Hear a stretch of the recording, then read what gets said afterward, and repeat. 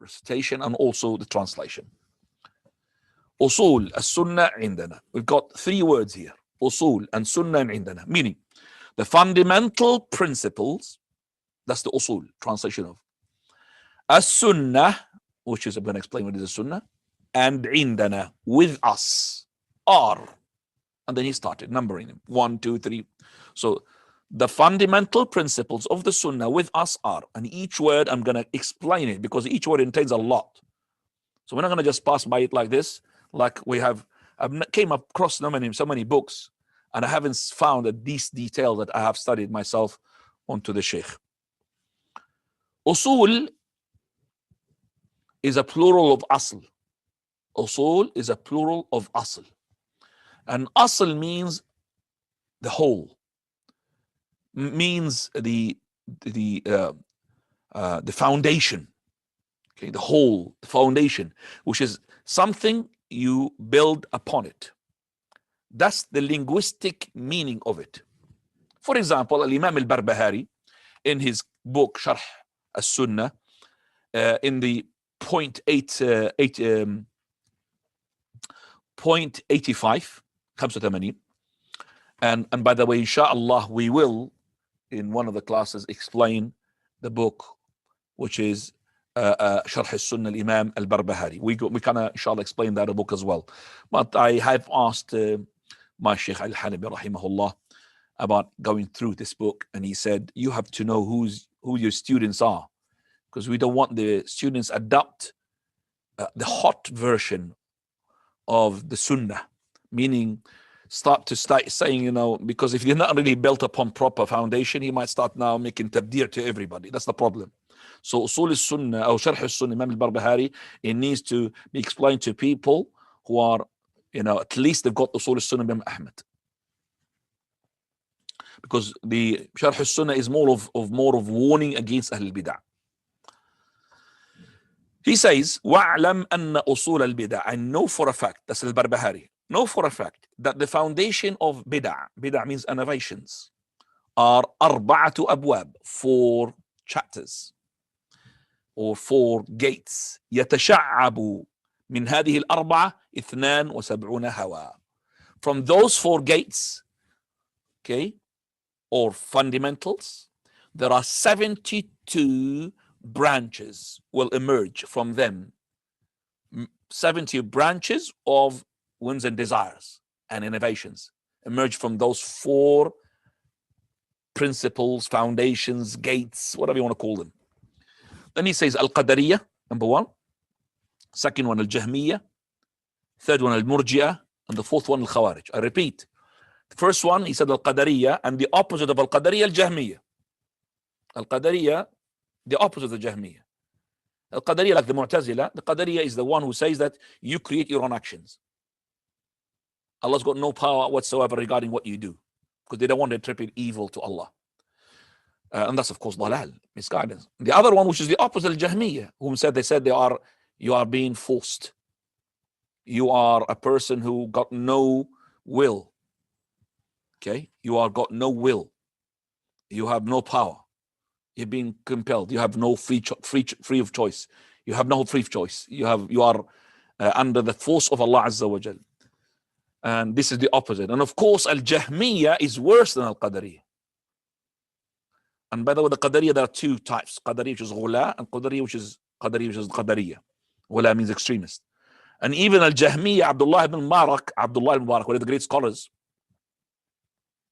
okay, who is like Imam Ahmad rahmatullahi. Abdullah Mubarak, he when he makes, for example, the names of the firaq, the ones who are misguided from Islam, he does not mention Al-Jahmiyah. Why? Because when he was asked, he said Al-Jahmiyah, they are not from the Ummat Muhammad. They are not from Ummat Muhammad, who are, the 72 groups will be deviant, except for one group, which is the 73. That's the one on the haqq. 72 are deviant. All these 72 still on Islam. But Al-Jahmiyah, he took them out. Abdullah took them out. Why? Because he said they're not from the family of Islam. They're outside the fold of Islam.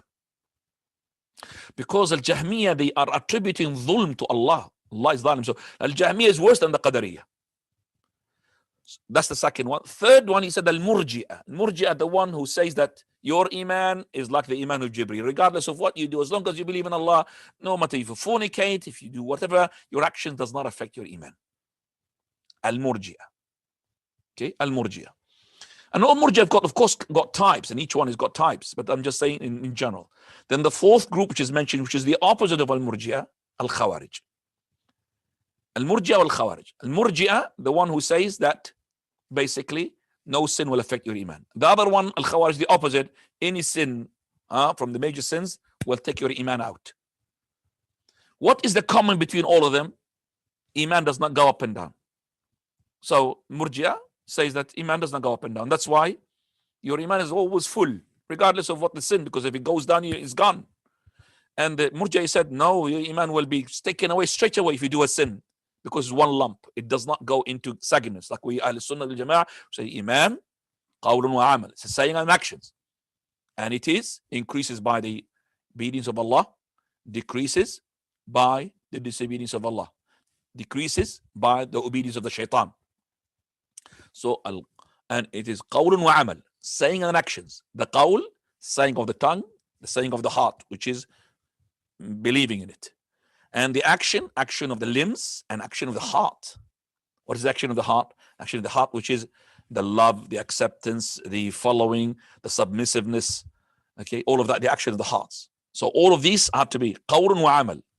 Some of them they say qawlun bil lisan, wa i'tiqadun bil jinan, wa amalun bil jawarih. They say saying of the tongue, the creed in the heart, and the action of the limbs. So when they said, for example, the saying of the tongue, okay, that is because they made the three as well, they included the saying of the heart. Saying of the heart, that means tasdiq. Okay, Iblis, he knows Allah subhanahu wa ta'ala, and he believes in Allah. Okay? He believes in Allah. He's got tasdiq in his heart, but he hasn't got the action of the heart. He does not have sincerity to Allah, nothing. So coming back, Imam al-Barbahari, he made the usulis to be arad. So this is what with the word the asl here. Okay, the asl. Now, Allah subhanahu wa ta'ala, he said, ألم تر كيف ضرب الله مثلا كلمة طيبة كشجرة طيبة أصلها ثابت وفرعها في السماء. He said أصلها. Can't you see that Allah gave us an example, or a parable I should say. And this parable is a كلمة طيبة. كلمة طيبة means the كلمة طيبة, which is a good word, which is لا إله إلا الله. Like the example of a شجرة طيبة, which is a good tree. A good tree, and this has been mentioned by the Prophet of Allah, is to be the what? The tree of the palm tree. And the Prophet ﷺ, when he mentioned this ayah, and he mentioned in front of the companions, and he said, what is the shajara tayyiba? Companions, they started, one of them say something, one of them said, being quiet. Abu Bakr is there, Umar is there, Abdullah ibn Umar, the son of Umar, is there.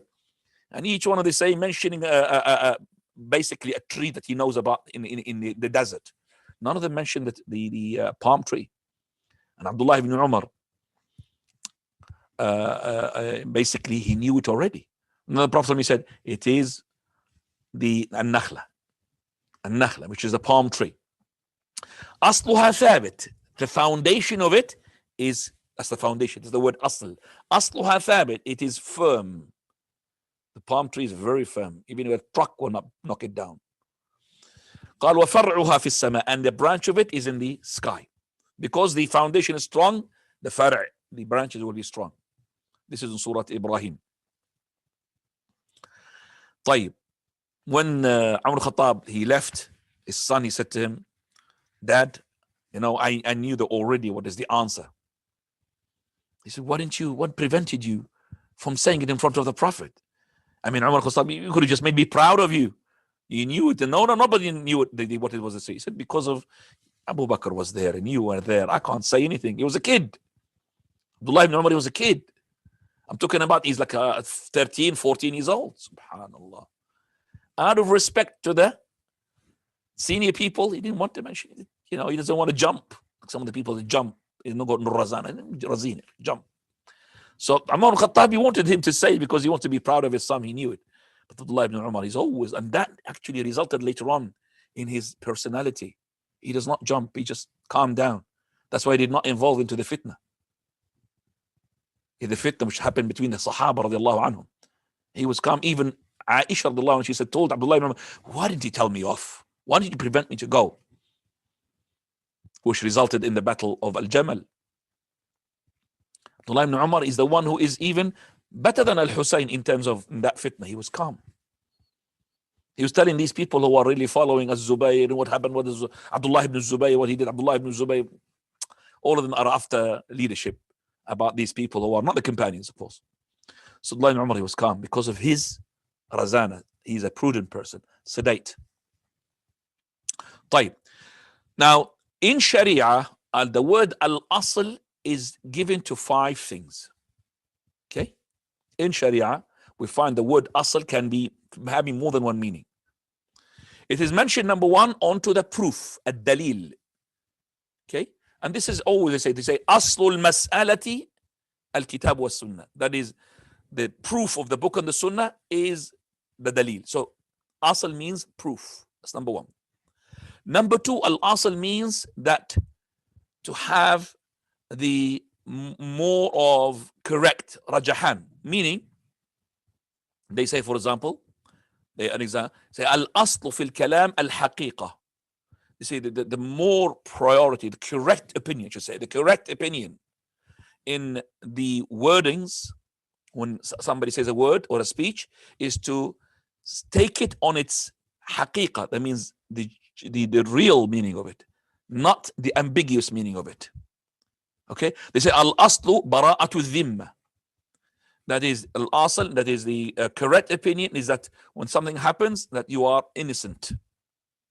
Wal-aslu baqa'u ma kana ala ma kan. And so many things. So al-asl here means the correct opinion.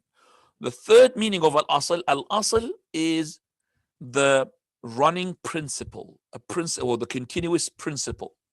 So for example, let's say aklul maytati ala khilaf al-asl, eating the carrion, okay, in contrast to the asl. The continuous running, which is the base or the foundation, is that you're not allowed to eat the carrion. Aklul maytati ala khilaf al-asl. So that means you're eating the carrion in contrast, in contradiction to the asl. The asl here, which is the principle, that is continuous principle. Okay, therefore, so this is, I say that means like not in normal cases. You're eating the carrion because it's not normal cases, which is in contradiction to the running principle that the dead animals are haram. Also, the asl is mentioned to the 4th meaning, that something that you use to make the analogy on it. Okay, so for example, it's al-maqisu alayh. So when you make analogy, you have an asl. So why, for example, cigarettes is haram? Because we have an asl to make this verdict, because the asl is that la darara wa la dirar, that there is no harmful thing in itself or harming others. So we make qiyas on that one. The last one, which is the one we are concerned with, al-asl, is the word which is mentioned to set the foundation, where this foundation is collection of what the companions had consensus upon. If any person go away from it, he will be misguided. So this is the asl that we are concerned of, the last meaning of it. Okay, well, Arabic say al-aslu allati usul al-masail, the issues which are the foundation, where the companions had consensus upon it, where if the person did not uphold them or restrict himself to these principles, then he is misguided. And this is what is being meant by Imam Ahmad. He said, قال وأصول السنة عندنا. The foundations, the principles, the fundamental principles, that means the principles where the companions had agreed upon. If a person takes other than these principles, he is being misguided. Usul as-sunnah indana. So this is the word usul. And by the way, this word is being mentioned by other scholars. You find, for example, Shaykh al-Islam ibn Taymiyyah, where he says in Al-Aqidah al-Wasitiyya, which we're going to be explaining inshallah, and we have started already, and it's the last Jumu'ah of every month, he mentions, for example, the comparison between Uthman and Ali radiyallahu anhuma. May Allah be pleased with them. So he said that the making preference of Ali over Uthman, okay, it is not from the usul, it is not from the matters where the companions had agreed upon, where the person, if he had chosen Ali to be better than Uthman, then he will be called misguided. So he said al-asl. But to give the khilafah to Ali before Uthman, that will be against the asl, against the fundamental principles where the companions had agreed upon. So if a person said Ali is better than Uthman, you don't say that he's misguided, because there's a difference amongst the Sahaba themselves. As for who is the one who's got who's the one who deserves to be the third Khalifa, as we have seen him, because out of the Shura members, he's been taken the Khilafah after the killing of Umar al-Khattab. It was Uthman. We don't say Ali more deserved than Uthman, or deserved more than Umar, or deserved than Abu Bakr. No, the Khilafah is like this: Abu Bakr first, then it was Umar, then it was Uthman, then it was Ali radiyallahu anil jami'. Okay, so Imam Ahmad, he said that he who had said anything against the Khilafah, then he is more misguided than the donkey of his family. He is more fool than the donkey of his family. So basically, Imam Ahmad made that he in this issue, saying that giving preference to Ali over Uthman is not an asl. It's not an asl. Giving preference of Ali over Uthman, it's not an asl, because it's not something having consensus upon from the companions, where the person, if he does go against the asl, then he will be misguided. So you know what's in the now usul. So this usul sunnah means the matters, the fundamental principles agreed by the companions. If any person opposes them, does not go along with them, then he is dal, misguided. طيب. Then he said the word as-sunnah.